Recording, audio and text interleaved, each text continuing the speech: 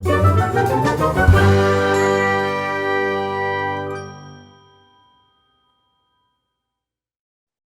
título relacionado con la calidad educativa, que siempre ha sido, es y debe ser nuestro objetivo máximo. Tenemos el placer y el privilegio de que nos acompañen hoy Jesús Marrodán, presidente de la USIE, inspector con una trayectoria de más de 20 años en 2 comunidades autónomas, la valenciana y Castilla y León, y colaborador y formador en diferentes universidades.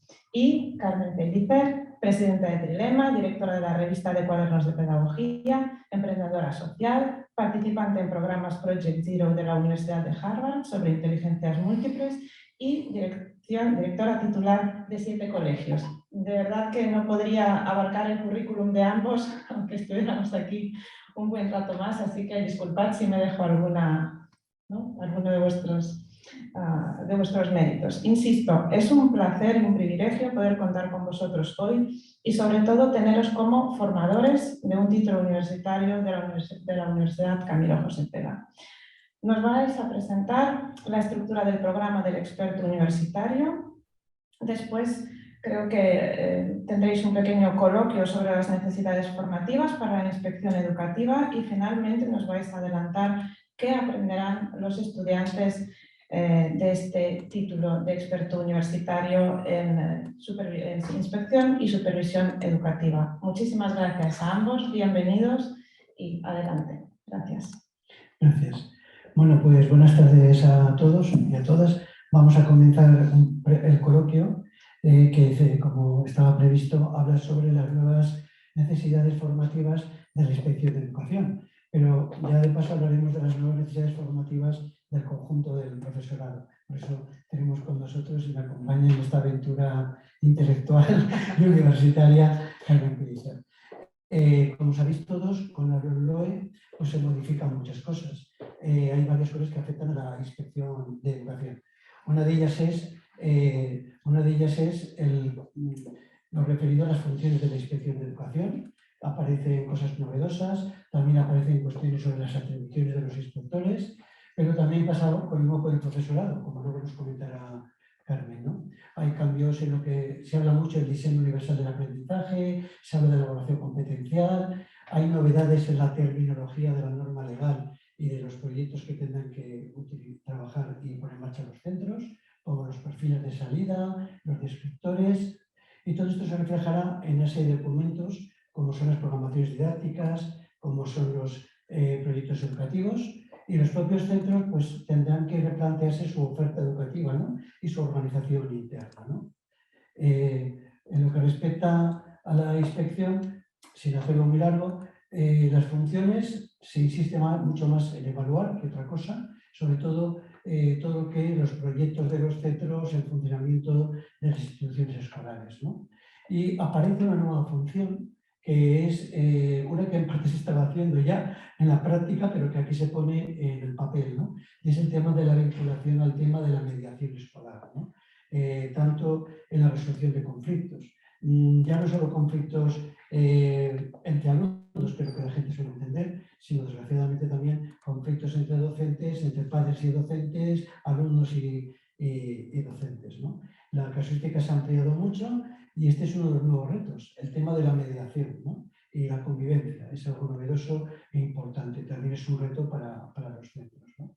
Y en cuanto a nuestras atribuciones, pues aunque alguna comunidad autónoma ya la tenía, ahora tenemos ya la potestad de poder participar activamente en los órganos de coordinación docente y en los colegiados, ¿no? Ya no te sientes como un intruso que estás ahí, ¿no? Sino basta con decirle a la directora o directoría, mira, por favor, la próxima reunión que tratéis este tema, te solicito me invites, ¿no? Obviamente, quien dirige la reunión es la persona quien preside el órgano, que es la directora o el director. Eso es así. La diferencia es que el inspector o inspectora está allí como uno más, dando su opinión y sus planteamientos, ¿no? Se pretende con esto participar de una forma más activa en la vida de los centros y conocer mucho mejor lo que está ocurriendo, ¿no?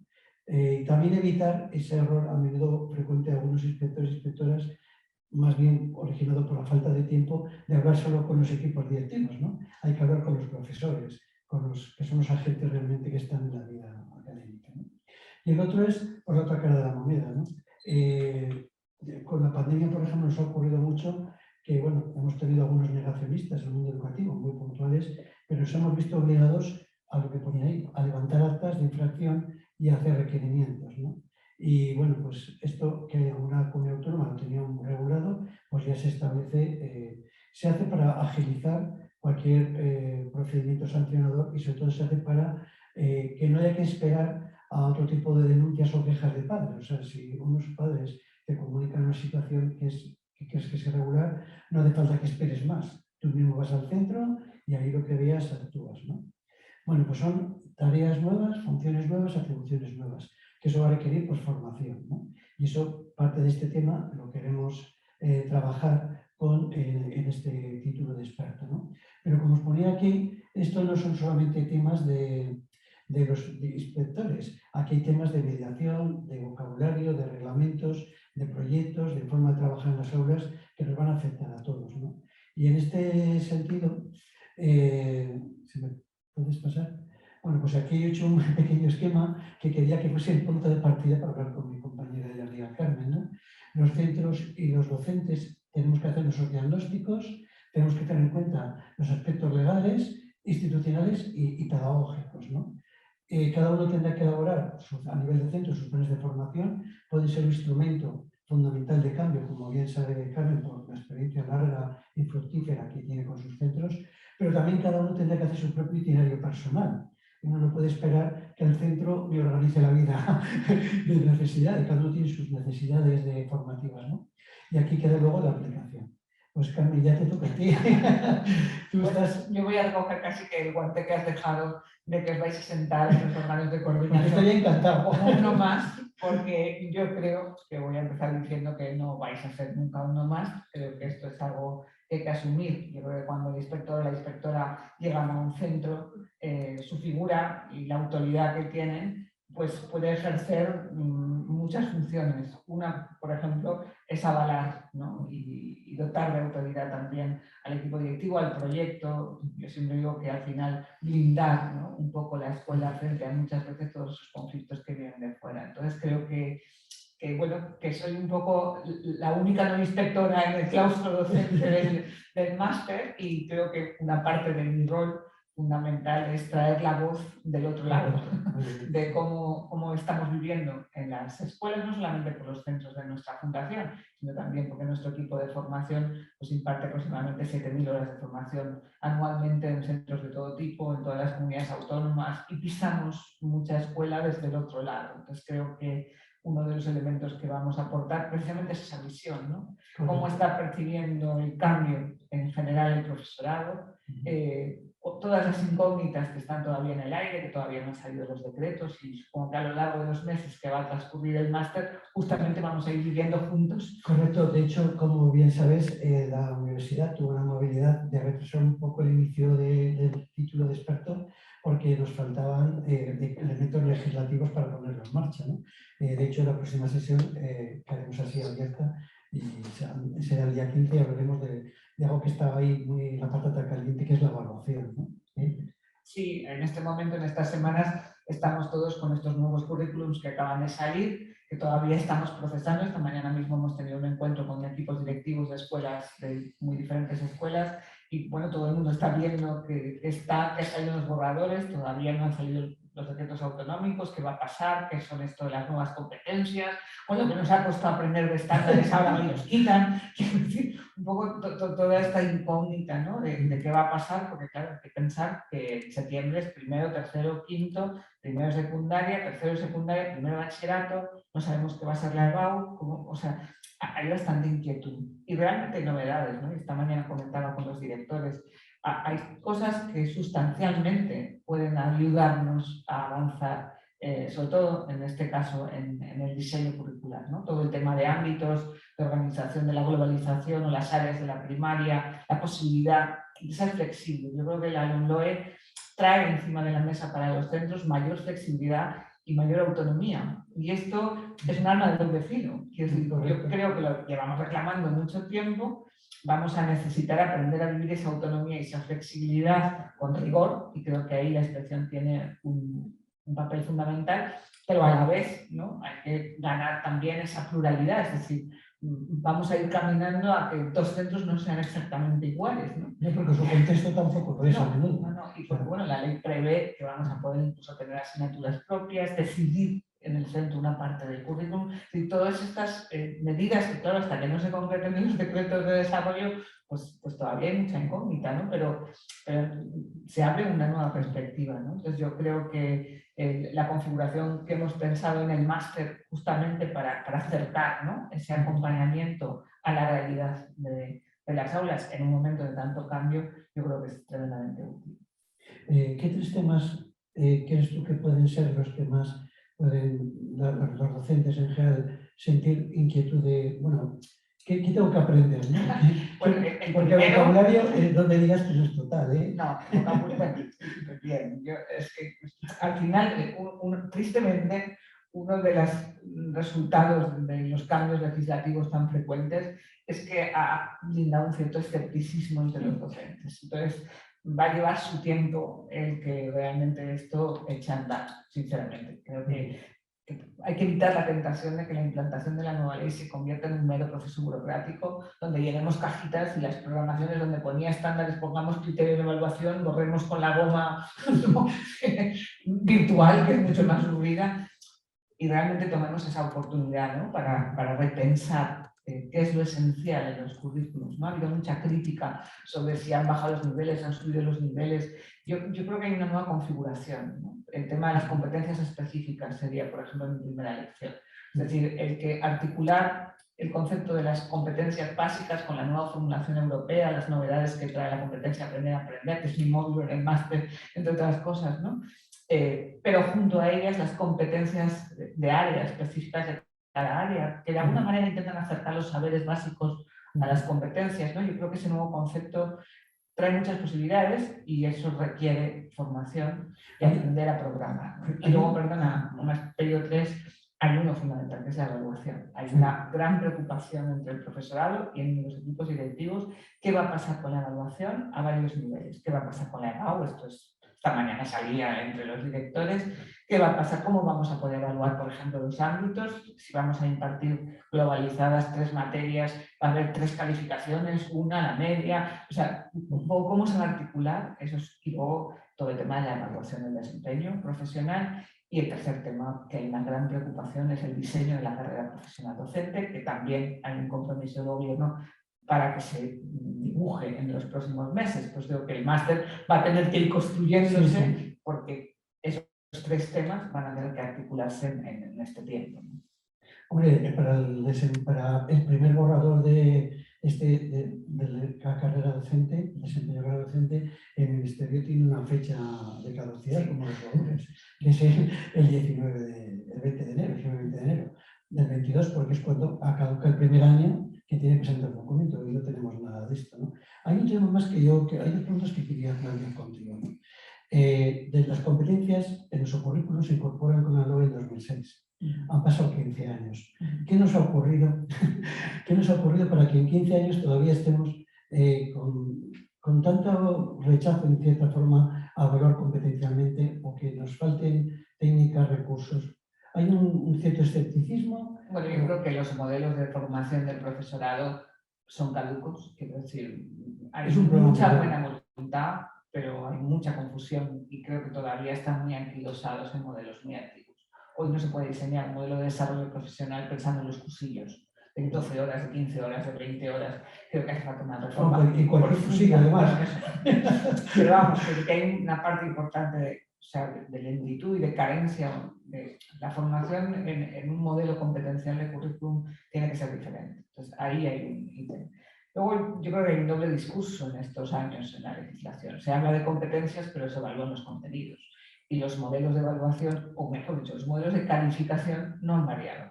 Y siguen anclados en una calificación numérica solamente de logro, o sea, muy centrada en la heteroevaluación y la evaluación final de resultados, poco en evaluación de procesos y muy poco en evaluación de diagnósticos. Entonces, eso ha hecho muy difícil que un modelo realmente competencial cale, ¿no?, en el sistema.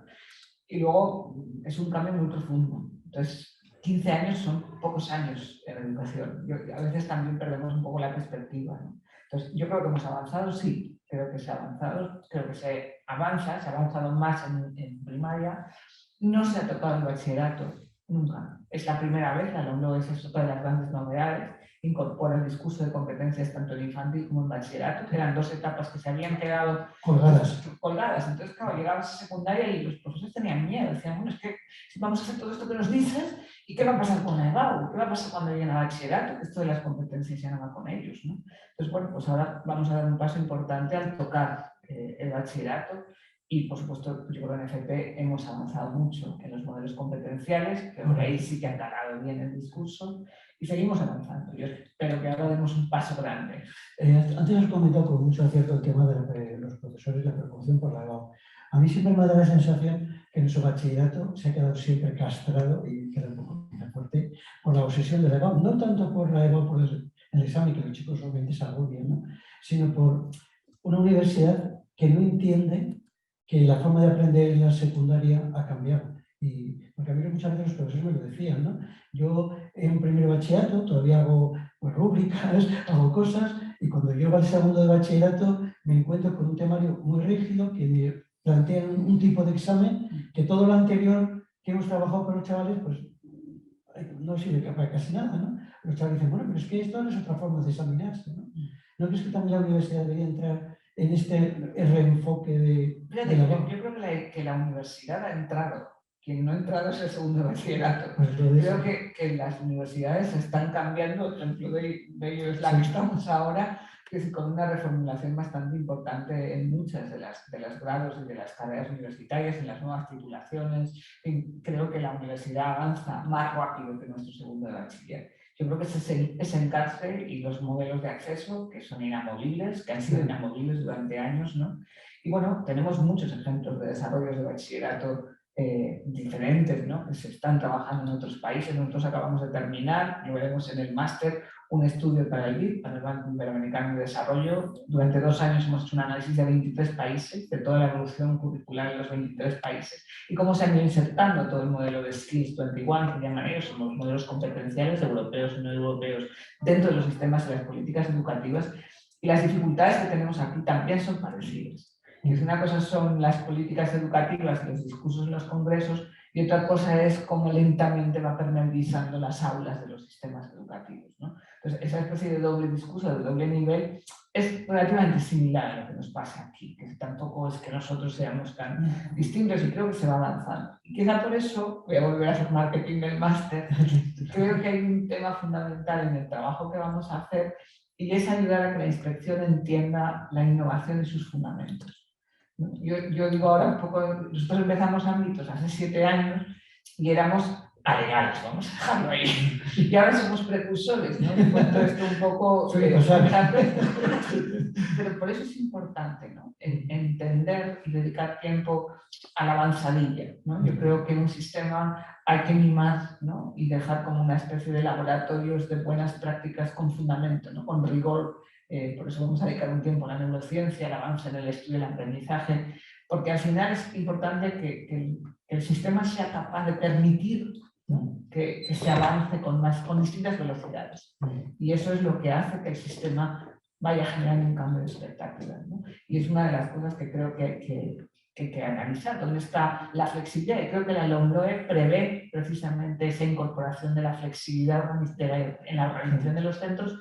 Y eso es algo nuevo, que creo que todos tenemos que aprender. Directores, profesores, inspectores, ¿no? Creo que el diálogo puede ser muy enriquecedor. Yo creo que el único problema que puede haber aquí es por el desarrollo que haga legal cada comunidad autónoma, ¿no?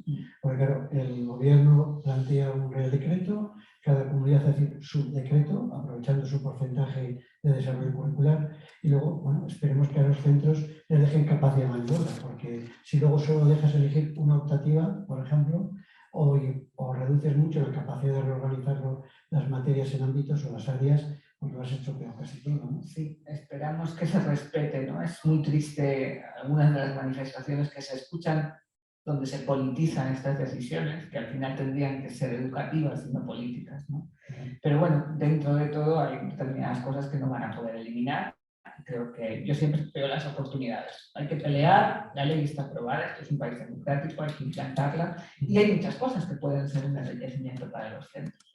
Yo creo que el hecho mismo de que la formulación de los currículos matriz, de los que ha publicado el Ministerio, sea mucho más competencial, los saberes básicos vayan más a lo esencial, creo que es una oportunidad para que los centros hagan una reflexión. Pero sí que es muy importante, va a ser muy importante estos próximos meses el articular en los centros, en las escuelas, sesiones, es decir, que la formación sea estudio reflexivo del currículum. Es algo que en España se ha hecho muy poco. Lo hemos dejado en manos de las editoriales y de los textos, ¿no?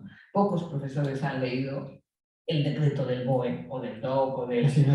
No, se van a la programación editorial. Entonces, en este caso va a ser muy importante que en estos próximos meses realmente se genere un trabajo reflexivo en los claustros y un mapeo curricular, que es un concepto fundamental si queremos apostar por interdisciplinaridad o por ámbitos de aprendizaje, etc.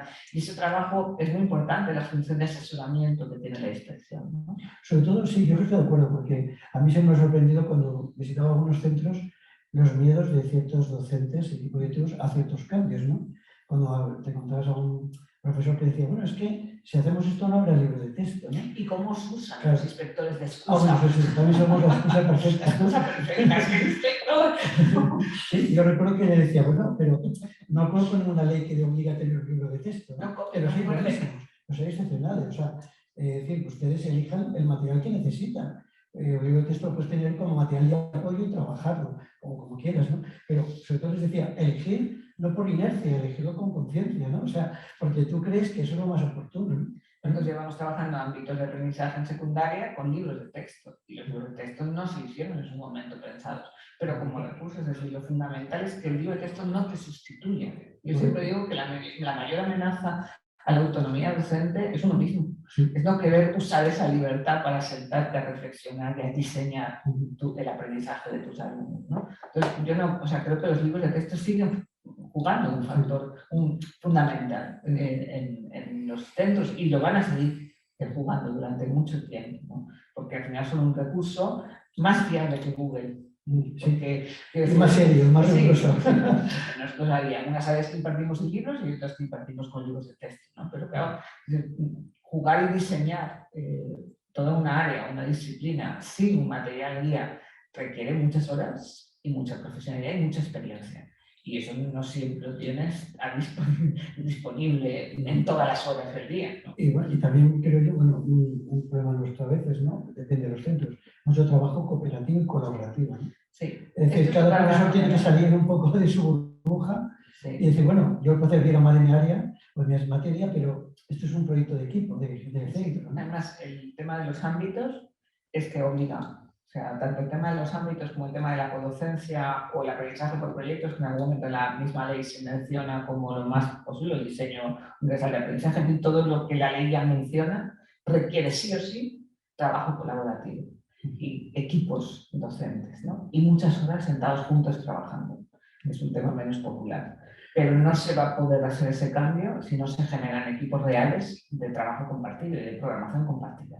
Ya no se trata de coexistir y decir, mira, a ver, tú das de historia, habla de la Revolución Francesa y de francés pone a Robespierre. No, esto no funcionaría así. Nos vamos a tener que sentar juntos a hacer unidades didácticas o proyectos compartidos. Y eso requiere un salto muy importante en la organización de los centros y un salto muy importante en la forma de trabajo, ¿no? Del día a día del profesorado. Pues que entonces el centro más que nunca es una comunidad de aprendizaje, pero no solo con los alumnos o para los alumnos, sino también de los propios profesores, ¿no? Sí. Es un cambio, yo creo que es muy importante, ¿no? Sobre todo hay una cosa que me ha gustado mucho plantear y es que hay un momento también de reflexionar sobre lo que estamos haciendo, ¿no? Porque como tú me has dicho, pues todos tenemos miedo a los cambios, todo el mundo tenemos cambios. Cada vez que sale una ley, un decreto, ¿esto para qué? Pero bueno, se puede ver como una oportunidad o como un desastre, ¿no? Pero partimos con ventaja, entre comillas, por un efecto no deseado del COVID. O sea, yo creo que los meses de confinamiento, todos, unos más y otros menos, pero todos nos hicimos la pregunta de qué era lo esencial, de qué era lo que no se podía perder por el confinamiento, es decir, ¿qué tenía yo que hacer para que mis alumnos en sus casas aprendieran lo fundamental de mi asignatura? Yo creo que esa pregunta se la hizo, yo diría que casi el 90% del profesorado, ¿no? Entonces, ese tiempo nos enseñó a discernir, ¿no? Y a entender que las disciplinas tienen unos nervios y unos ejes conductores y otras cosas que son más accidentales o que son más negociables, ¿no? Y yo creo que esto es lo que la ley ahora y todo este nuevo esfuerzo nos pide, es algo que ya hemos hecho. Vamos a buscar cuál es el 20% de los saberes esenciales. Vamos a ver qué es lo que tengo que garantizar para todos los alumnos y qué es lo que tengo que proponer para algunos alumnos que necesitan otro tipo de estimulación o que tienen que llegar a otro sitio, ¿no? La ley habla, y lo pone como uno de los grandes leitmotivs, de la inclusión. Y es un tema que aún no ha salido, creo que es fundamental. Y llevamos años hablando de la inclusión, los organismos europeos, los internacionales, la OCDE, el derecho, el ODS ya es derecho a la educación inclusiva.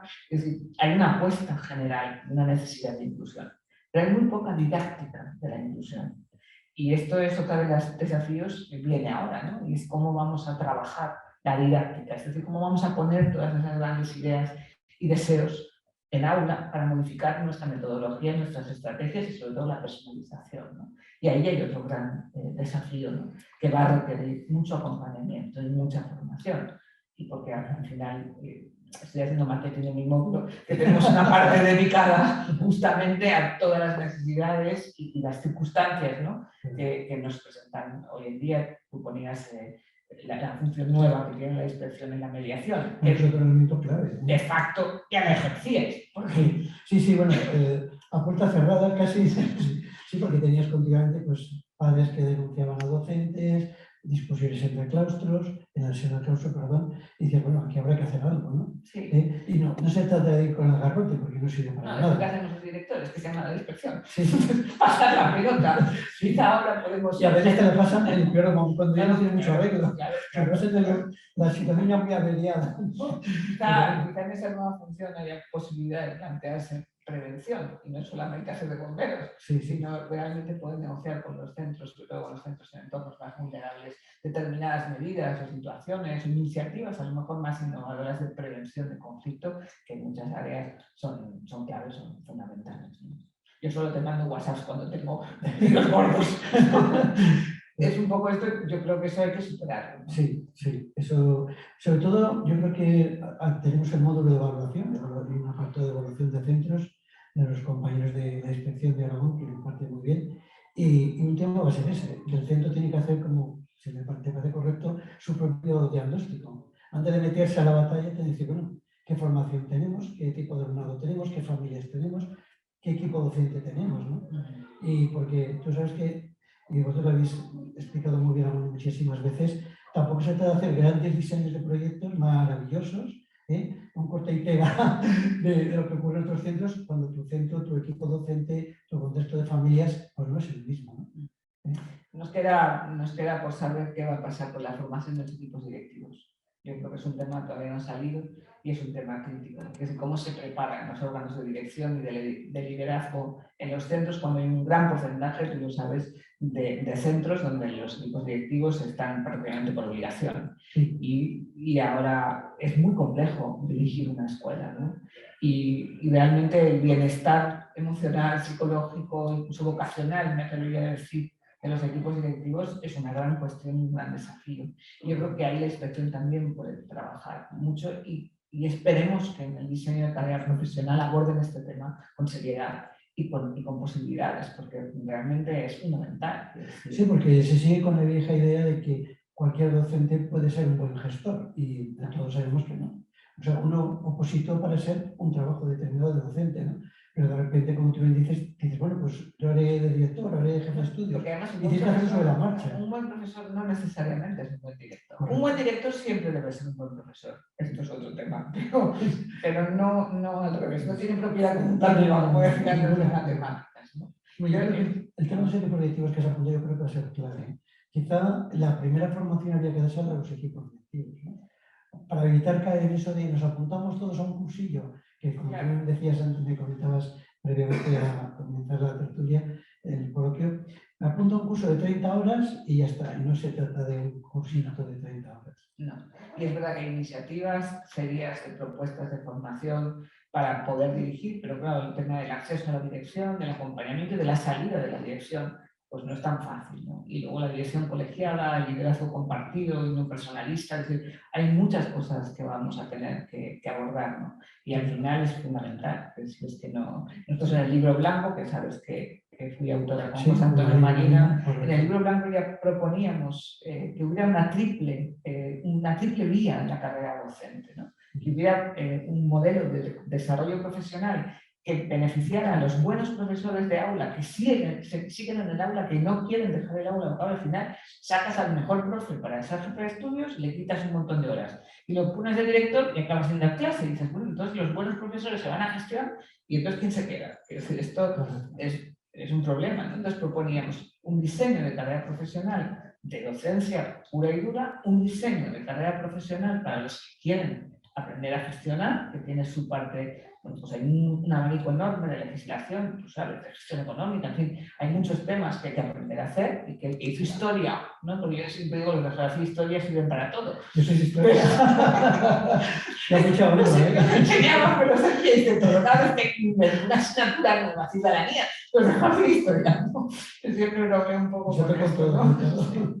Y luego una tercera vía, nosotros en su momento proponíamos, que es menos conocida, pero yo creo que es fundamental, que es una vía de carrera profesional por la investigación. O sea, nosotros necesitamos acercar la investigación que se realiza en las universidades, en la educación superior, necesitamos aterrizarla en los centros. Necesitamos profesores que quieran estudiar, que quieran saber neurociencia, voy a hacer otra vez publicidad en mi módulo, que quieran estudiar, que quieran publicar, que quieran investigar en acción, que quieran colaborar con los equipos de las universidades y que quieran aplicar, ¿no? Para poder avanzar. Quizás más minoritaria, pero es otro perfil de profesor, ¿no? Sí, pero es imprescindible, Sí, porque no podemos seguir teniendo al profesor que hace pequeñas innovaciones en un mundo universitario que se dedica a otras cosas, ¿no? Esto en España es un problema. Sí, no puede ser todo el mundo tan disociado, o sea, tiene que haber una unión entre la teoría y la práctica, porque si no, bueno, cada uno como que está pasando a menudo, ¿no? Escuchas excelentes conferencias que dices, bueno, sí, pero esto en mi aula no se puede aplicar, ¿no? Y al revés, ves excelentes proyectos de innovación que dices, hombre, esto con un poco más de sistematización, con un poco más de fundamentación teórica, tendría otro vuelo, ¿no? Tendría otro nivel. En general, muchas veces encuentras un cierto desprecio de los maestros, de los profes hacia los teóricos, y luego los teóricos que no aterrizan, no pisan los recursos. Se mueven estos los maestrillos. Entonces, este acercamiento, que bueno, es un poco el famoso MIR, y que pase también con la formación inicial y cómo esto se articule a partir de la nueva ley, que esto también es otra asignatura pendiente que vamos a ver qué va a pasar, porque va a ser fundamental también cómo llegan, ¿no? Cómo llegan a los centros, qué pasa con los practicums, cómo se optimiza todo esto y cómo se incorpora, ¿no? Toda la investigación, insisto, que es fundamental.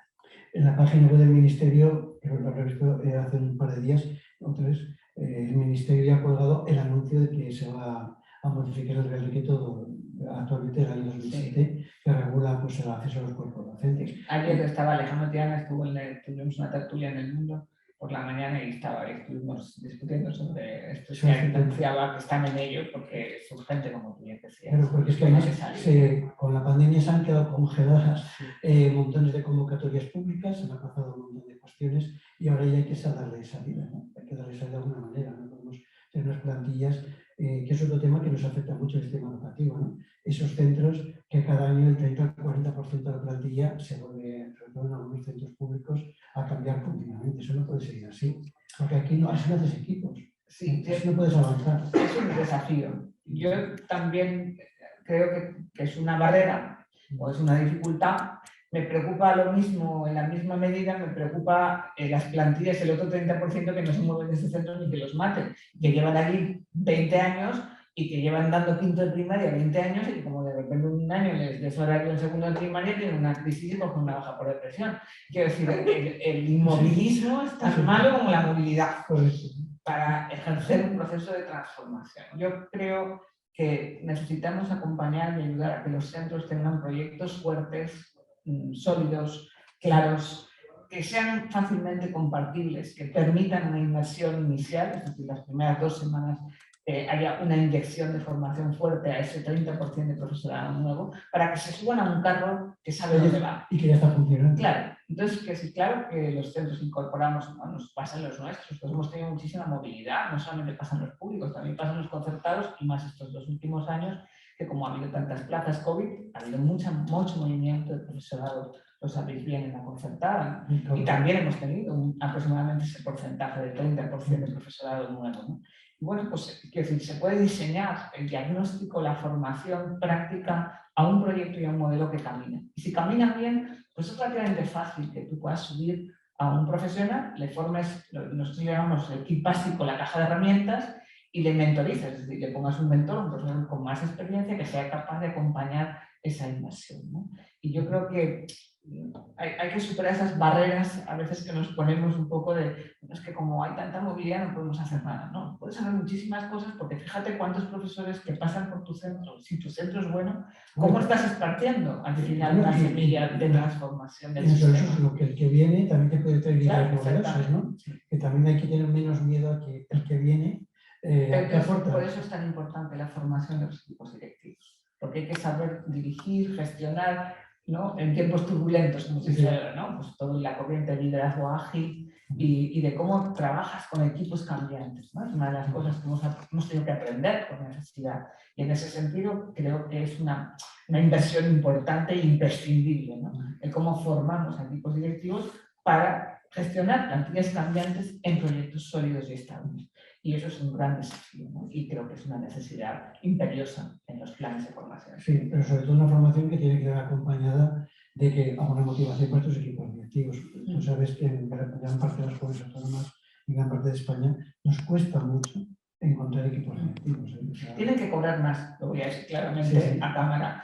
Lo que no puede ser es que los complementos de dirección sean paupérrimos cuando trabajan muchísimas más horas, tienen la mitad de las vacaciones. Todos sabemos, llevamos 2 años, por lo menos en nuestro caso, que los equipos directivos no han desconectado en agosto, porque con el COVID la situación ha sido complejísima y el que más ha tenido 10 días de vacaciones. Entonces, que sí, no puede ser que la única manera que te suban el sueldo es que te hagas viejo. O sea, sí, o sea, eso es muy típico del siglo XIX, ¿no? No, claro, pero lo único que te da puntos es la antigüedad. No garantiza que seas mejor, sino que tienes más ganas. No hay mucho más. Entonces, necesitamos una reestructuración. Esto es Federal Master, por si acaso te el ministro. Hay que pensar en modelos de recompensa. Sí, totalmente de acuerdo.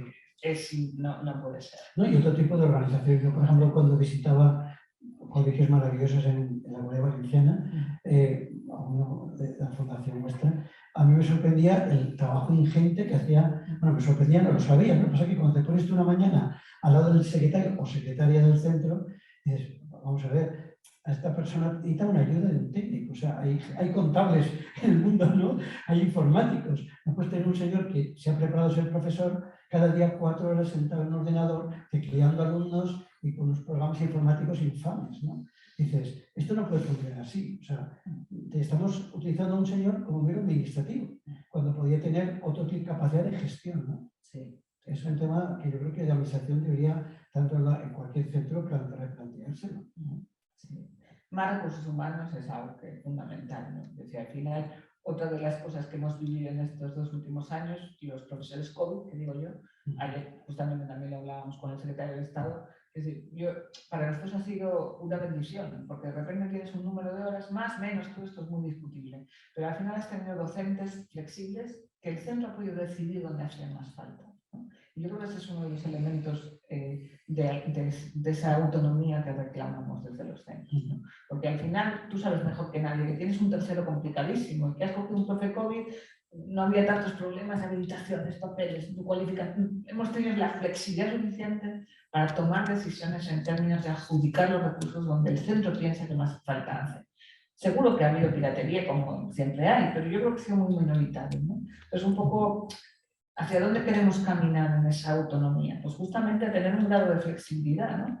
Y de capacitar a los equipos directivos de tomar decisiones reales de organización, que es algo que en España es muy limitado, sobre todo en la enseñanza pública, incluso más que la concertada. Hay mucha limitación de los procesos de toma de decisiones y de poder real que tiene un equipo directivo dentro de un claustro, y es muy complejo gestionar o dirigir una organización tan difícil como hoy es un instituto, por ejemplo, con tan poco margen de toma de decisiones en dotación de recursos, en ingresos, en gestión económica, en selección de profesorado de personal, ¿no? Educación es el único sector donde en vez de elegir la empresa del trabajador, el trabajador elige la empresa. Es como un poco incoherente. Oye, yo pienso además que la autonomía curricular también tiene una autonomía organizativa, de flexibilidad, pero también una autonomía de cierta capacidad de personal, ¿no? Yo recuerdo cuando algunas comunidades con los planes de mejora le decían al centro, bueno, tienes derecho a un docente más, ¿no? Pero puedes elegir tu especialidad. Pues al centro pues decía, bueno, me viene este año mejor tal o cual, porque quiero hacer este proyecto, porque tengo unas carencias en segundo, en tercero, claro, porque es el centro quien sabe mejor. Es que, bueno, yo recuerdo que, bueno, ahí se hacía solamente el informe inspector, que claro, lo bonito es que a ti te obligaban a ir allí y dices, bueno, ¿y para qué queréis a esta persona, no? No con nombre y apellido, sino el perfil. Todos sabemos que al final lo que da la calidad profesional no es la misma solo. Si al final a lo mejor tú has cogido a un matemático que está dando otras cosas porque es un gran docente, porque tiene carácter, porque tiene personalidad, porque tiene experiencia vital, porque tienes un alumnado inmigrante y habla árabe. O sea, que si tienes 1000 razones por las que un perfil profesional te encaja en tu centro, no solamente la habilitación con la que viene. Y yo creo que esa flexibilidad es una especie de deseo, ¿no? Por eso hablo de los profesores COVID, porque yo creo que ha sido la primera experiencia generalizada, ¿no? Sí, Los contratos programa, que en algunas comunidades autónomas me acuerdo que los tuvimos en su momento y también te daban esa flexibilidad de las comisiones de servicios flexibles. Es decir, yo creo que un poco cómo vamos a construir esa autonomía teórica que trae la ley es uno de los desafíos que abordaremos en estos meses. Pues no sé si tocará ya presentar de los asistentes queréis hacernos o no monopolizar nosotros la conversación. Seguiríamos aquí. Bueno, voy a trasladar yo una serie de preguntas que hemos recibido y es en primer lugar en relación con estos aspectos que habéis planteado, ¿no? De las necesidades formativas. Realmente, desde vuestra experiencia, desde los centros y desde la inspección, ¿en qué línea debemos ir esta nueva formación del profesorado? Porque cuando hablamos de formación del profesorado, hablamos desde la primera etapa, es decir, cuando una persona elige su trayectoria profesional y decide ser maestro o ser profesor de secundaria, y bueno, el profesor de secundaria muchas veces viene de otra carrera profesional, ¿no? No tiene esa motivación intrínseca que tiene en la educación. Entonces, en ese sentido voy yo por ahí, ¿no? O sea, cómo siempre desde lo que es la magisterio, tradicionalmente pedagogía, todas estas personas tenemos mucha vocación formativa, ¿no? Sin embargo, desde el ámbito de secundaria, bachillerato, digamos, esta motivación intrínseca hacia la formación no existe. Entonces, desde ese nuevo ámbito, ¿cómo pensáis que se debe de emprender esta nueva aventura de la formación? ¿Cómo creéis que se debe gestionar las cosas para que esas personas que entran nuevas, y que van a entrar muchísimas, porque la situación del COVID pues, ha modificado, bueno, actualmente es que tenemos unas necesidades de docentes que no se cubren, o sea, hay centros que no tienen profesores. Entonces, realmente, pues eso, ¿cómo podemos hacer para que la gente que esté trabajando de profesor tenga esa motivación? ¿Qué podemos hacer en la trayectoria profesional para saber hacerlo bien y decir, no, tú vas a estar aquí porque tú tienes esa motivación, pero no porque realmente, pues como se decía antiguamente, ¿no? No me gusta mi trabajo, no me va bien en el trabajo, me voy a meter a docente, ¿no? Entonces, ¿cómo podemos perfilar esto para que dar luz a los que nos están creando todas las normas y ayudarles a tomar las mejores decisiones? Es decir, que no ocurra esto, sino que realmente se pueden hacer proyectos interesantes de autonomía, de innovación, en lo que todos podamos participar. Bien. Mira, yo cuando se plantean estos temas de la formación del profesorado, de la formación, yo siempre recuerdo un libro que leí el año, no recuerdo, 90 y algo, cuando empecé a ser profesor de instituto, y creo que es el libro que más me cambió a mí la vida. Seguramente que alguien lo conozca, ¿no? El libro tiene un título que ya decía significativo, ¿no? Para enseñar no basta con saber la asignatura, ¿no? Entonces, cuando uno se da cuenta de que no se trata, como ya te he dicho, Carmen, de saber matemáticas o historia, sino se trata de enseñar, ¿no? Y enseñar, pues en cada época requiere una serie de conocimientos, de destrezas, ¿no? De didáctica, ¿no? Entonces yo creo que el profesor, el docente de hoy, tiene que entrar con la mentalidad de que no se trata de demostrar que sacó unas malas notas en la carrera, o que era un matemático genial, o un historiador de archivos maravilloso, ¿no? Sino que se trata de que tiene que trabajar con un conjunto de jóvenes, o de niños o de niñas, y, bueno, pues transmitirles los conocimientos y hacerles crecer como persona. Y para eso necesitan habilidades sociales, conocimientos de didáctica y sobre todo, el gusto, el deseo de nunca dejar de aprender. O sea, no se puede decir, bueno, como yo saco las oposiciones, como ya llevo 5 años en este centro, esto es el continuo aprendizaje, ¿no? Y los retos sí que verlos de otra manera, ¿no? Bueno, sí, a ver, iba a decirte que yo creo que incluso hay un paso más que hemos dado en los últimos años. Hemos pasado de ser el matemático, el historiador, o en mi caso el filósofo, ¿no? a aprender a enseñar filosofía. Y yo recuerdo que para mí fue un shock. Lo que fue tu libro para mí fue el bachillerato internacional. Yo en los años 90 me convertí en coordinadora de BI, tuve que hacer toda la formación para ser profesor de filosofía, de TOC, de teoría del conocimiento, hice formación en Austria, en Inglaterra, y claro, para mí la didáctica de la filosofía fue como un shock. Yo me acuerdo que hice una formación y dije, ¿cómo es posible? ¿No? Esto es un cambio enorme de cómo había hecho yo la historia de la filosofía. Yo estaba loca con mi profesor de filosofía, aprendí muchísimo y estudié muchísimo en Code de filosofía, pero de repente descubrí que había que enseñar filosofía, ¿no? Pues yo creo que hoy incluso hemos dado un tercer paso. Y es que ahora ya no es un problema de saber filosofía o saber enseñar filosofía, el desafío es cómo aprenden filosofía, cómo aprende el alumno. Hoy yo creo que el profesor, la profesora es un experta en aprendizaje. Y eso es un cambio de nuevo de paradigma. Y eso supone centrarse mucho en aprender sobre el aprendizaje. Y más en los entornos virtuales hacia los que nos movemos, en el cambio de paradigma total en el ámbito educativo, no solamente la educación obligatoria y formal, sino la educación no formal, en la educación superior, ¿no? Expertos en aprendizaje. Y eso requiere, primero, ser aprendices constantes. Y esto no puede depender de la motivación. Esto tiene que regularse y tiene que obligarse. Quiero decir, tiene que ser parte de nuestra profesión. Y por eso yo insisto mucho en qué va a pasar con la carrera profesional.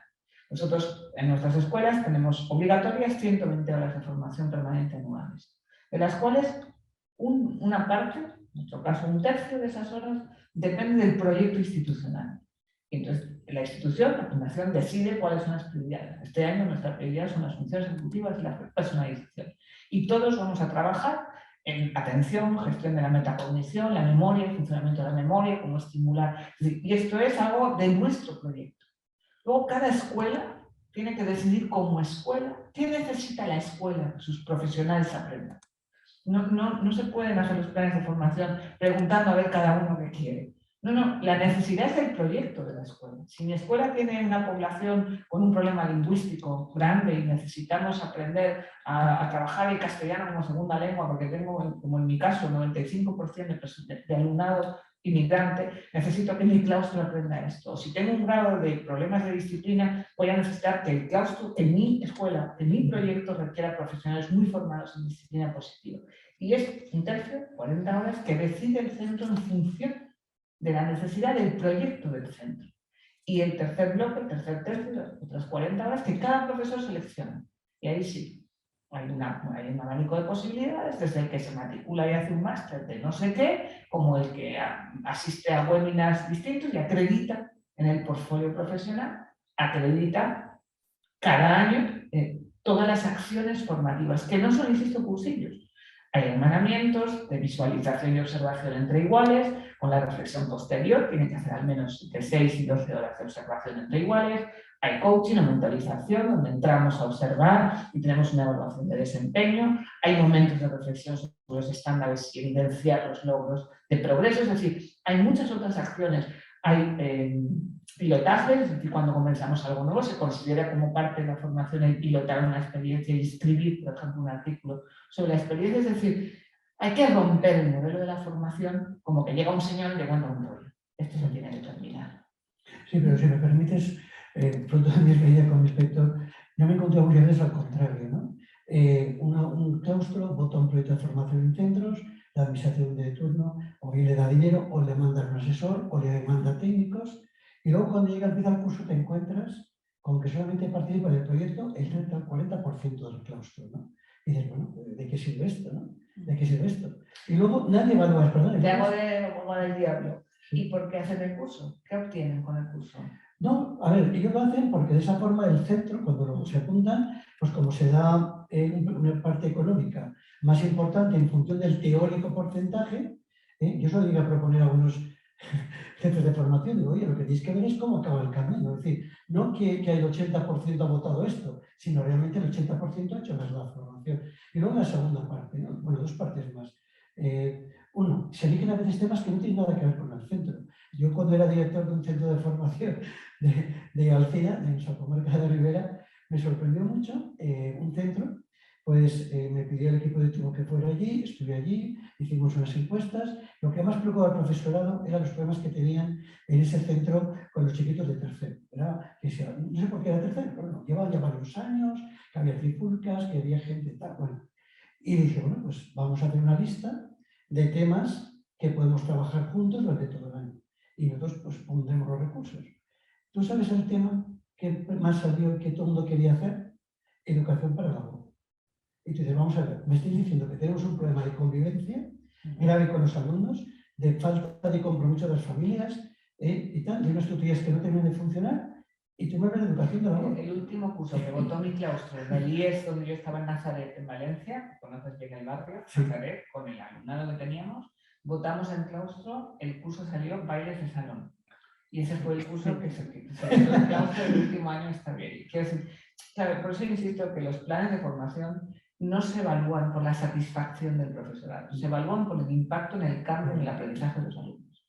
Hay un error enorme en los modelos de evaluación de las acciones formativas. Es que no se evalúa. Los cuestionarios estos que te preguntan si el formador es simpático, antipático, si la sala es bonita o fea. Esto es absurdo.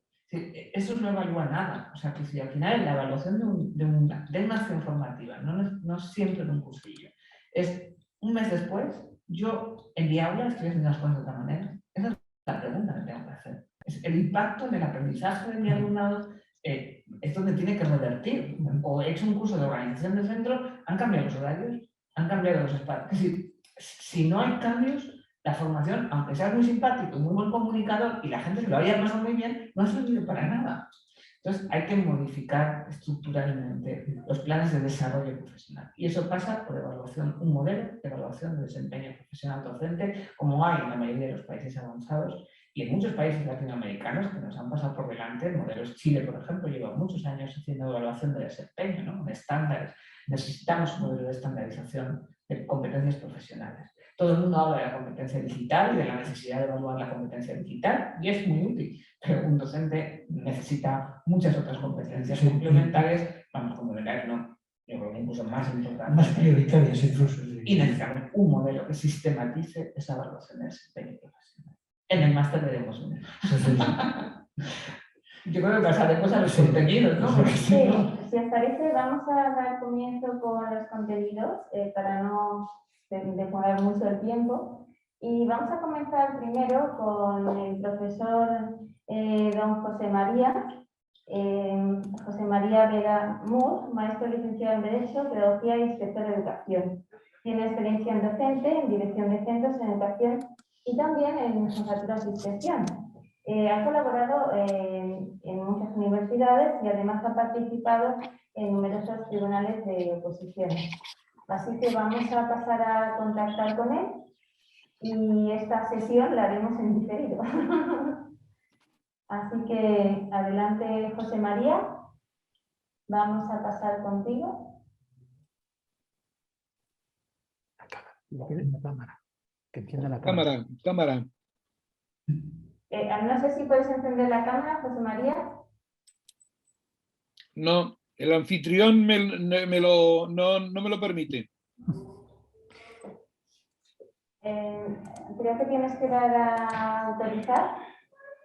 Sí, ya no me lo permite, ¿no? ¿Me escucháis a mí? Sí, escuchamos perfectamente. Y vemos tu presentación también, o sea que sin ningún problema. Hay que preguntar si se lo escucha o si los... Sí, eso lo están escuchando, sí. Activa la cámara, José María. Prueba ahora. Vamos a ver. Ahora. Ahora, a ver, un segundo. Ahí estás. ¿Ahora? No, se me ha vuelto otra vez a cerrar, ¿eh? Pico sobre la cámara. Ahora sí. Ahora sí. ¿Ahora? ¿Ahora me veis?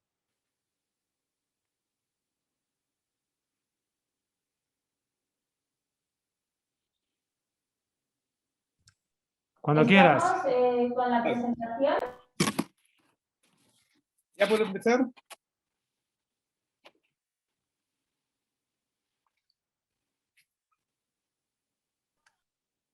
José María, cuando quieras. Vale, perfecto. Buenas tardes a todas y a todos, tanto los presentes, Carmen y Jesús, y los que estáis entre bastidores como Alberto, Lourdes, etcétera, y toda la gente que se ha conectado, evidentemente.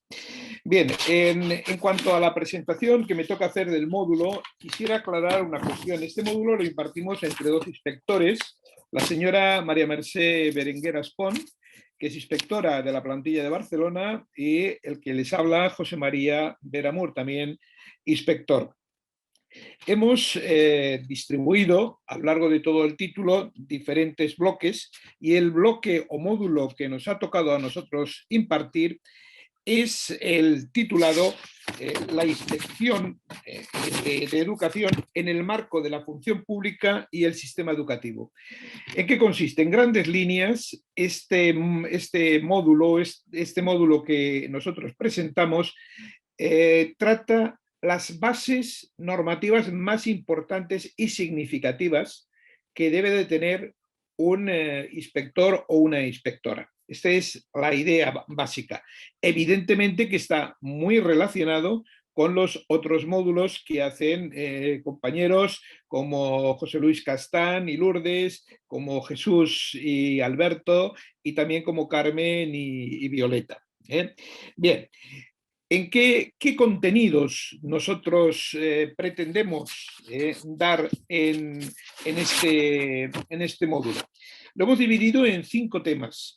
Un primer tema sobre el sistema educativo, un segundo tema sobre el régimen jurídico de la Inspección de Educación, un tercer tema sobre la función pública y el régimen jurídico de la Administración, temas estos que en nuestra vida profesional tenemos que tocar bastante, quejas, reclamaciones y régimen disciplinario del profesor, la parte más, digamos, ingrata, el régimen disciplinario, y por último, el régimen jurídico de los menores, que ahora ha cogido muchísima fuerza. En el sistema educativo, que aquí lo tienen en la pantalla, lo subdividimos en 4 puntos que nosotros creemos interesantes cuando hablamos del sistema educativo, siempre pensando no en el director, sino en el inspector, porque esto es un título relacionado con la inspección.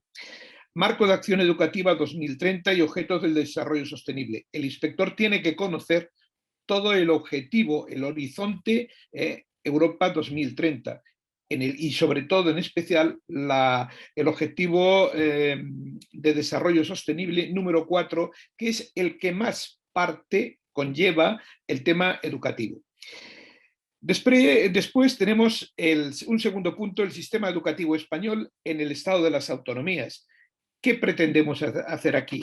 Repasar, informar, dar itinerarios para poder acceder a la información sobre la organización administrativa de la educación.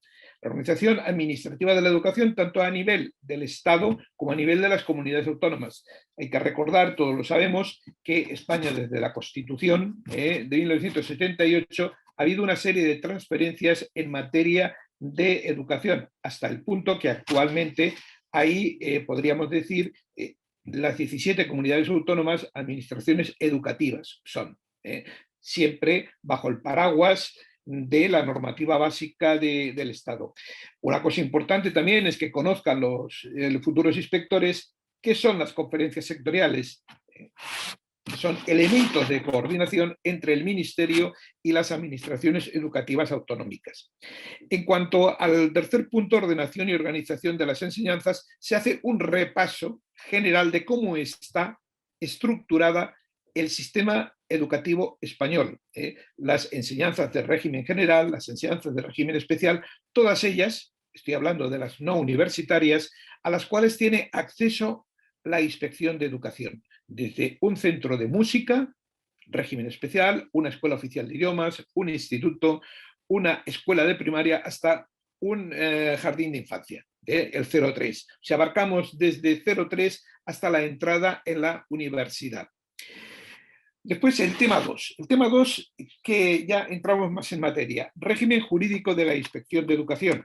El marco histórico normativo, saber de dónde venimos, 1849, el contexto normativo de la inspección actualmente, siempre, ahora, desde el marco establecido por la LOMLOE, que es muy reciente, y las diferentes leyes de educación autonómica. Saber que en España hay 6 leyes elaboradas por los parlamentos autonómicos que tratan, con el respeto a la norma básica del Estado, el tema educativo.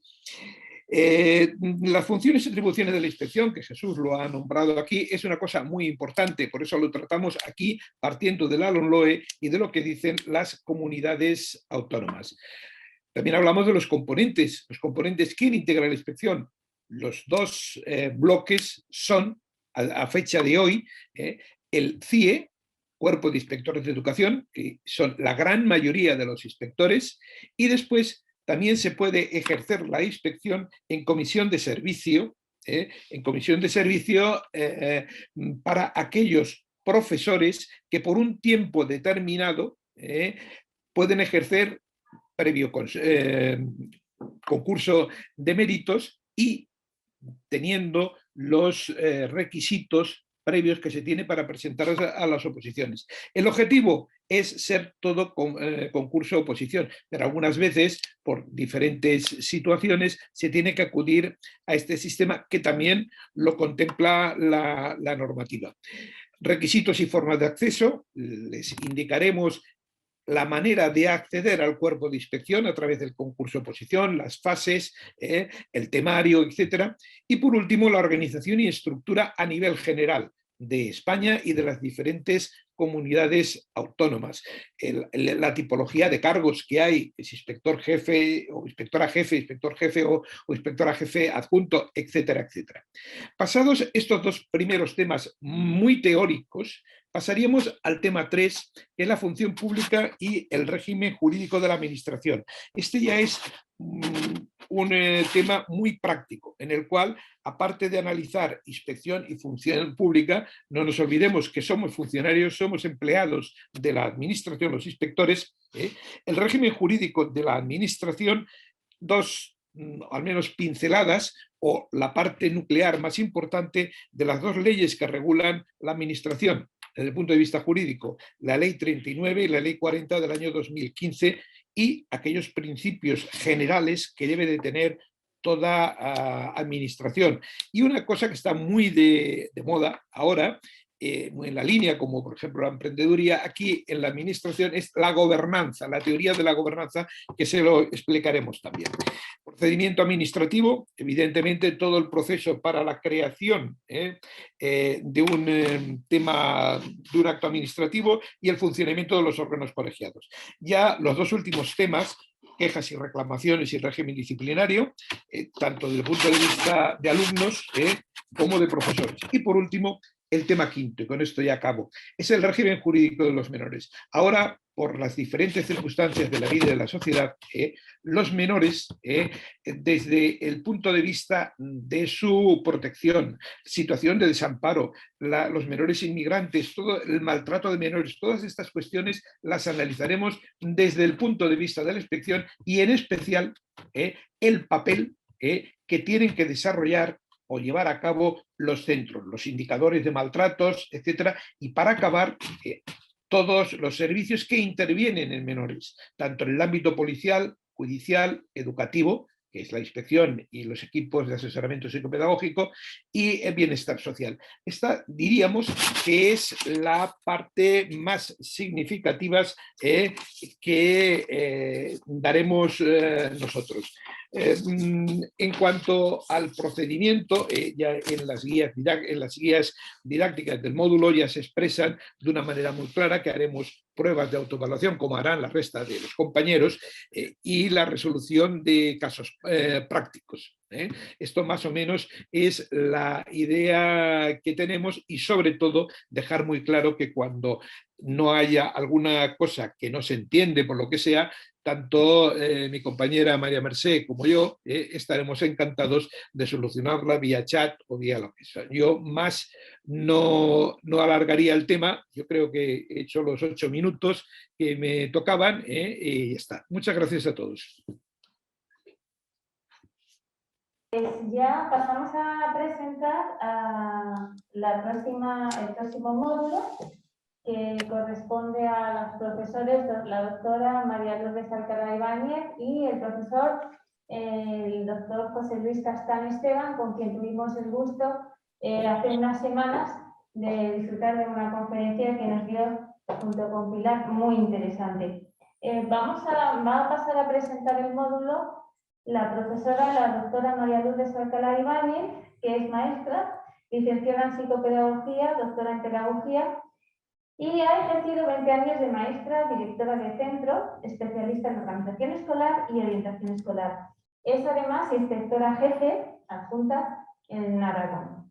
Y también colabora como profesora universitaria en la Universidad de Zaragoza, en UNIZAR, en el grado de magisterio. Adelante, Lourdes, a ver si la conexión va directa. Buenas tardes. Tengo el mismo problema que tenía José María en la cámara. Sí, ¿Me dejáis que se me active la cámara? sí, tienes que pincha en la cámara, ahora te tiene que dejar. Ahora. Perfecto. Vale. Alberto, ¿compartes tú o comparto yo la presentación? Como quieras. ¿Y es más fácil que la compartas tú? Bueno, lo que quieras. Yo sí la comparto en un momento, si funciona bien, y si no la compartes tú, ¿vale? Nosotros la vamos a ver aquí también, así que tú... ¿La estáis viendo? Sí, la estamos viendo. Muy bien, Adelante, perfecto. Lourdes. Bueno, pues nada, buenas tardes. Primero, gracias a la universidad y a USIE por contar con nosotros para este título tan interesante, y más en este momento coyuntural que está viviendo la inspección, un cambio en cuanto a su formación y a su acceso, con lo cual este curso, que en el futuro puede convertirse en un máster oficial, pues yo creo que es el inicio de una buena trayectoria y una formación adecuada para los inspectores y inspectoras que estén trabajando ahora y quieran seguir aprendiendo, y para los futuros inspectores y inspectoras. Bien, yo os presento el módulo 2, lo hago en representación también de mi compañero José Luis Castán, que ya conocéis porque intervino en una sesión anterior, y yo, ¿no? Nosotros nos encargamos de un módulo muy interesante que nos apasiona, que es el de la evaluación. Carmen Pellicer y Jesús han hablado ya en este coloquio sobre la importancia que tiene la evaluación desde distintas perspectivas, y nosotros es lo que vamos a abordar en el módulo. Vamos a dar esa visibilidad que tiene la evaluación, que parece que sea la niña fea de la educación, y la evaluación es importante en cualquier proceso de aprendizaje. Tenemos que saber qué sabemos, cómo evolucionamos, qué estamos haciendo bien para poder aprender. Por lo tanto, este módulo intenta unir las funciones que tiene la Inspección de Educación con la evaluación en todos sus ámbitos, que ahora pasaré a explicar. Como ha dicho Jesús al principio, por no ser redundante, pues la LOMLOE ha cambiado algunas de las funciones que tiene la Inspección de Educación, pero otras han permanecido, la gran mayoría de hecho, y los inspectores o inspectoras tenemos una de las funciones más importantes en la evaluación. Nosotros tenemos que supervisar, evaluar y desde luego también ayudar y acompañar a que las cosas mejoren en los centros educativos. Para ello tenemos que tener una buena formación, no solamente teóricas, sino también conocer buenas experiencias, y no solamente dentro de nuestro país, sino a nivel internacional. Y esto es lo que pretendemos acercaros o compartir con vosotros en este módulo. Como competencias que queremos desarrollar, he querido destacar 5. Primero, conocer distintos modelos de evaluación a nivel, como os decía, a nivel de países que han estudiado, tienen modelos de impacto en la evaluación de centros, sobre todo, y en la evaluación de profesorado. También conocer cómo está regulado la evaluación en cuanto a profesores, accesos, equipos directivos, que es algo que por nuestras funciones y nuestras tareas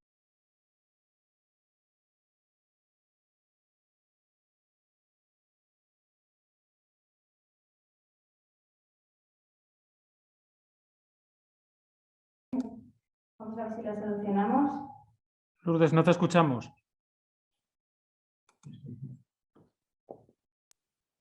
y ahora, Sí, perfecto. no sé lo que ha pasado, pero bueno, se ha perdido la conexión, no sé lo que ha pasado. Espera, un momentico, perdón. Decía que conocer otras experiencias internacionales de cómo se aborda la evaluación en distintos ámbitos. Conocer herramientas de evaluación, no solamente de docentes, sino de centros educativos y también de alumnos.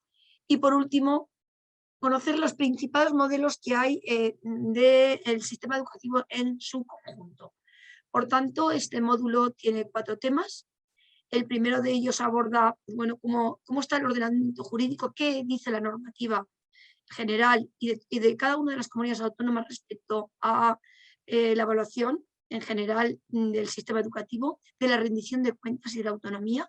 Creo que es un tema fundamental con la LOMLOE, que apuesta por una verdadera autonomía de centros. Esperemos que verdaderamente ocurra, que seamos capaces de tomar decisiones, que los equipos directivos hagan uso de esa autonomía que les da la norma. A veces la echamos en falta. Desde la inspección a veces pienso que los centros educativos tienen mucha más capacidad de decisión de la que utilizan. Entonces, pues bueno, ¿y qué tendencias hay, qué modelos, como decía anteriormente, hay en otros países? El tema 2 lo vamos a dedicar fundamentalmente a las evaluaciones internacionales, qué análisis se hace de las evaluaciones PISA, TALIS, todas las evaluaciones en las que participa nuestro sistema educativo en nuestro país, cómo abordamos la evaluación de centros y la evaluación de profesorado. Este tema 2 es fundamental para cualquier inspector o persona aspirante a ser inspector o inspectora de educación. Y luego los otros 2 temas, el 3 y el 4, lo que hace es profundizar en algunos aspectos fundamentales de ese marco general de la evaluación del sistema. Y lo hemos focalizado en la evaluación de los docentes. Dentro, como ha dicho José María, de nuestras funciones está también evaluar docentes. Creo que es algo intrínseco a nuestras atribuciones como inspectores de educación. Cuando un maestro o un profesor de secundaria aprueba la oposición, tiene una parte que es la evaluación y ahí está la inspección. Y en otros momentos, como que hay un problema, llegamos a intervenir porque, pues bueno, un problema con un docente. También pues, nuestra intervención antes de llegar al expediente disciplinario es esa evaluación docente que muchas veces ayuda a mejorar al propio maestro o maestra y evita llegar al expediente disciplinario, que a veces ya es como un poco haber perdido, diríamos, un poco una de nuestras funciones. Tenemos que intentar llegar a intentar la ayuda pedagógica siempre al docente antes de llegar al castigo. Esta es mi experiencia que he vivido durante estos años como maestra, como directora y ahora como inspectora. Y por último, la evaluación de centros educativos. En este momento en Aragón estamos implementando un modelo de evaluación de centros. Hay otras comunidades autónomas que también lo tienen.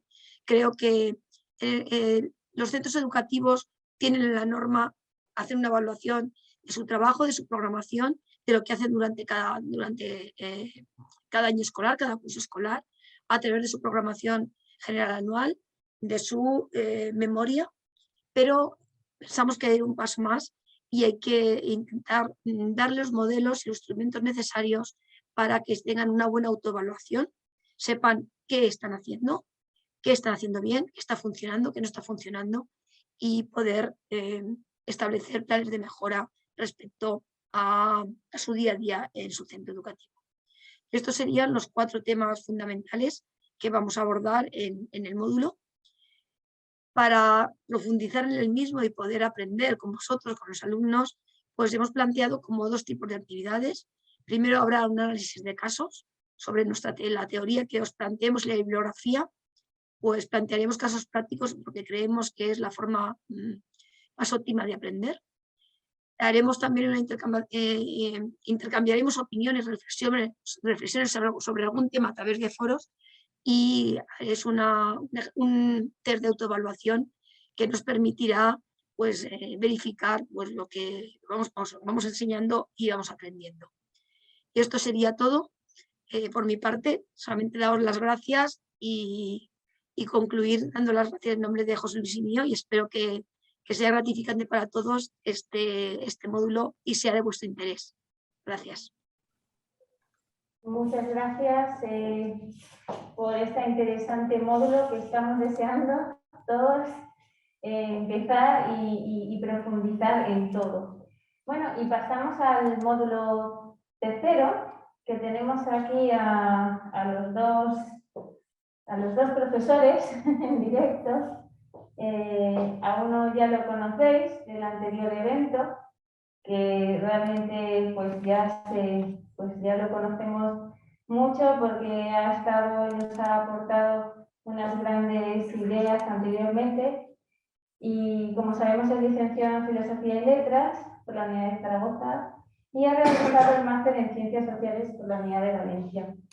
Es inspector, como ha dicho anteriormente, la decana en la Comunidad Valenciana y también en la Comunidad de Castilla y León. Y bueno, es una persona muy inquieta, con muchas ganas de mejorar lo que tenemos, el sistema, y entonces es una persona que está contribuyendo mucho en la actualidad al cambio de una forma muy positiva.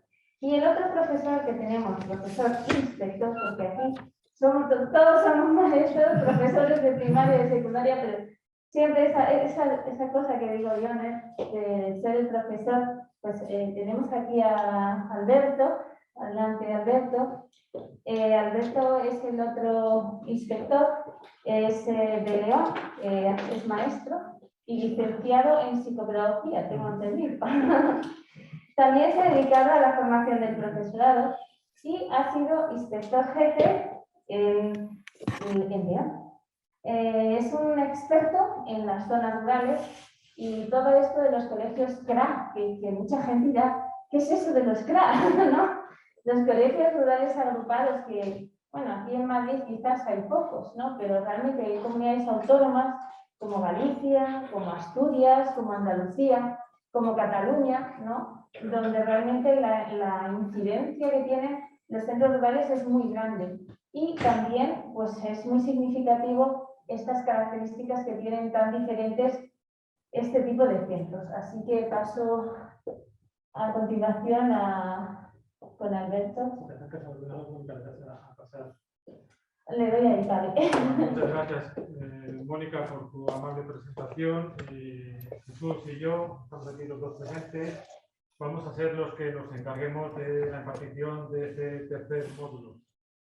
Cogiendo el guante de Mónica, aprovecho para citar una definición de CRA, que seguro que Lourdes la mejoraría ampliamente, pero es algo que en el área de Inspección de León en concreto tenemos muy al uso, es decir, que un CRA es un colegio con unos pasillos muy largos, ¿no? Es una peculiaridad de los CRAs. Fuera parte de esto, pues ya centrándonos en el desarrollo de nuestro módulo, decir que el mismo tratará sobre la supervisión educativa y entendemos que está intrínsecamente ligado al anterior. Vendría a conformar esas 3 patas del taburete que tendríamos junto con la evaluación del módulo anterior, del control y ahora la supervisión, las funciones de la inspección. Siempre sin olvidar que todas ellas deben de estar con ese matiz, que es ese matiz del asesoramiento y que se hace de vital importancia siempre y más ahora que nunca con los cambios legislativos que por experiencia y ya que en este país tenemos bastante a este respecto de cambios de norma, pues se hace muy necesaria ese nivel de asesoramiento, de acompañamiento y todo lo que podamos aportar los inspectores a los centros, poner nuestro granito de arena y sobre todo pues servir de nexo de unión, de enlaza entre unos y otros, aprovechando lo mejor de cada uno para que aquellas áreas de mejora, aquellas áreas clave que detectemos que necesitan algún tipo de intervención por nuestra parte, pues se pueda aprovechar lo mejor de unos y lo mejor de otros. Centrándonos en el objetivo, pues vamos a analizar a lo largo del módulo lo referido a la organización escolar como una última comprensión del sistema educativo desde diversas perspectivas, desde una perspectiva conceptual, desde una perspectiva histórica y desde una perspectiva práctica, con el fin de conocer la supervisión que realizamos los inspectores sobre la misma, siempre buscando ese planteamiento de propuestas que faciliten la mejora, como os decía, del sistema educativo en cada uno de sus niveles. En cuanto a las competencias que vamos a intentar trabajar a través del desarrollo de este módulo, es la adquisición de conocimientos sobre los elementos principales de la organización escolar, el cómo está organizado el sistema educativo tanto a nivel macro, partiendo de toda la configuración del sistema educativo en el Estado español, con sus diversas vertientes, desde la tipología de centros, centros públicos, privados concertados, hasta tipos de centros por cada una de todas sus enseñanzas. Conocer también la importancia de los documentos institucionales del centro en el ejercicio de la autonomía de estos mismos. Muchas veces los inspectores nos encontramos con que los documentos institucionales de los centros es algo que a nosotros nos toca exigir, que es algo que está en la norma y como tal nosotros debemos de velar por su estricto cumplimiento, que tengan todos los apartados, pero que no empañan la vida del centro, que es lo que realmente les dotaría de utilidad. Son importantísimos de cara a que todo aquello que en el haber del centro está plasmado de una forma viva, todos los centros tienen claro qué es lo que son, dónde están, qué quieren conseguir, cómo lo quieren conseguir, pero muchas veces pues no lo tienen explicitado de manera concreta en el papel y nos encontramos pues que existen documentos que en lugar del ejercicio de la autonomía es el ejercicio de la autonomía de un único centro que se ha replicado en varios. Eso es algo que está al uso y que debemos evitar, dado a esa gran importancia que debemos de dar todos a esos documentos institucionales.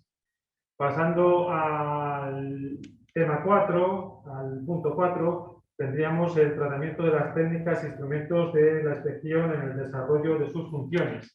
En este apartado, pues trataremos de nuestras principales herramientas, como pueden ser la elaboración de informes, el levantamiento de actas o el establecimiento de requerimientos a través de la forma de la comunicación a los centros.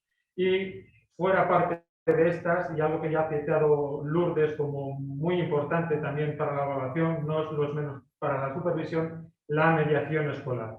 La mediación escolar como esa parte previa que citaba muy bien Lourdes antes de llegar a lo que serían nuestros fracasos. Si nuestra intervención fracasa es cuando debemos de acudir a otras figuras disciplinarias que serían el último recurso y al que todos debemos evitar llegar y reconducir todo tipo de situaciones pues, a través de esta mediación que en el día a día viene a ocupar pues, un alto porcentaje de nuestros quehaceres.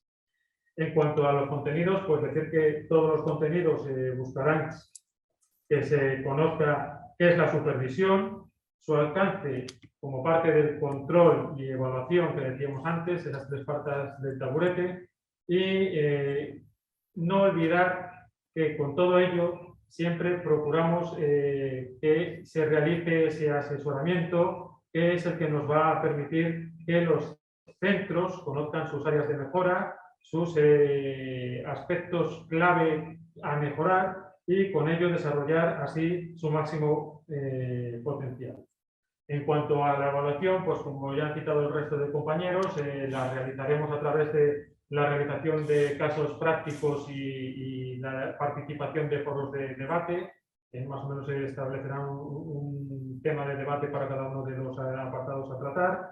a trabajar, y esos test de evaluación que nos permitirán pues, ver el afianzamiento de los contenidos e intentar, pues, si algo no se está entendiendo del todo bien, reconducirlo y explicarlo de la mejor manera posible para que todos conozcamos. Y nada más, muchas gracias y pasamos al siguiente módulo. Pasamos al siguiente módulo, que tenemos aquí a una de las titulares que ya ha estado también exponiendo, la ha presentado la decana, bueno, ¿qué puedo decir de Carmen? Que realmente es ayer presentó un libro maravilloso que no lo ha dicho. ¿Me dejas que lo enseñe, Carmen? Bueno, es que tenemos aquí, estamos de enhorabuena, ¿no? Porque realmente tener la suerte de tener estas personas tan ilustres y con estos maravillosos libros que están recién salidos del horno, Educar para el siglo XXI, Reformas y Mejoras, y la Londoy y su análisis, que realmente, pues eso, que no estamos con cualquiera. Bien, yo creo que como hemos hablado largo y tendido, yo voy a ser muy breve por la hora que estamos. Y es verdad que el libro se presentó ayer con las novedades de la Londoy, junto con el Grupo Atlántida y publicado por Anaya, está a disposición de todos los que queráis. Nuestro módulo, que comparto muy contenta y agradecida con la doctora Violeta Miguel, inspectora y queridísima amiga, es básicamente sobre neuroeducación y neurociencia y la inspección. Es un tema que puede resultar sorprendente, pero a lo largo de la charla yo creo que hemos insistido en la importancia de conocer todos los avances en la investigación sobre el aprendizaje y el cerebro humano y cómo eso va a cambiar, si puedes pasarme a la siguiente, cómo eso va a afectar a cómo se estructura no solamente las metodologías del aprendizaje, sino la organización misma de los centros. El módulo nuestro tiene 5 temas. En el primer tema vamos a explorar cuáles son los avances con rigor que se han hecho en los últimos 20 años en el ámbito del conocimiento de la mente humana y de la inteligencia y cuál es el impacto que esos avances tienen en la organización del currículum, de las metodologías, de los sistemas incluso de evaluación. Vamos a abordar algunos neuroditos, mucha literatura popular y populista que circula por internet y cuáles son los beneficios que este conocimiento tiene para el currículum. Y luego los 3 temas siguientes vamos a abordar concretamente los avances de la neurociencia, primero en educación infantil, por supuesto abordaremos todo el tema del aprendizaje de la lectoescritura, de cuándo, de cómo, de por qué, de quién lo hace mejor y peor. En los efectos en primaria, vamos a trabajar el efecto Pigmalión, el cambio de expectativas, todo el tema del bilingüismo y el cerebro lector, los procesos de escritura, de narración, la génesis del pensamiento crítico, la función de la metacognición fundamental y luego, por supuesto, en la adolescencia, la secundaria, los cambios bioquímicos, hormonales, cómo cambia también la estructura del aprendizaje, la importancia de la interacción social, el factor de la interacción social, la motivación positiva, la amenaza como inhibidora del aprendizaje, lo cual tiene un impacto directo en los sistemas de evaluación. Y por último, el último tema, también nos hemos referido en el diálogo a él, es todo el avance de la neurociencia con todos los alumnos que tienen unas necesidades educativas particulares y cómo vamos a analizar pues, desde el TDAH hasta el trastorno de espectro autista y, por supuesto, pues, los beneficios que tienen el conocimiento de la neurociencia en los alumnos con altas capacidades, etcétera, etcétera. Y cómo la inspección necesita ese conocimiento precisamente para esa función de asesoramiento, incluso para esa función de mediación, es tremendamente útil, ¿no? Y cómo se puede evaluar, ¿no?, todas las iniciativas que se están poniendo en marcha en muchos centros bajo ese paraguas que decíamos antes de la innovación, cómo adquirir un discernimiento crítico sobre la pertinencia o no pertinencia de muchas decisiones que se toman en los centros en función de una base científica avalada por la investigación. Y la evaluación, como el resto de mis compañeros, combinando la lectura y la reflexión, los cuestionarios de autoevaluación y el análisis de casos prácticos. Gracias. Pues muchísimas gracias. Damos por finalizada la presentación de los módulos y procedemos a la clausura que la va a realizar la decana Carmen Sánchez. Adelante, Carmen.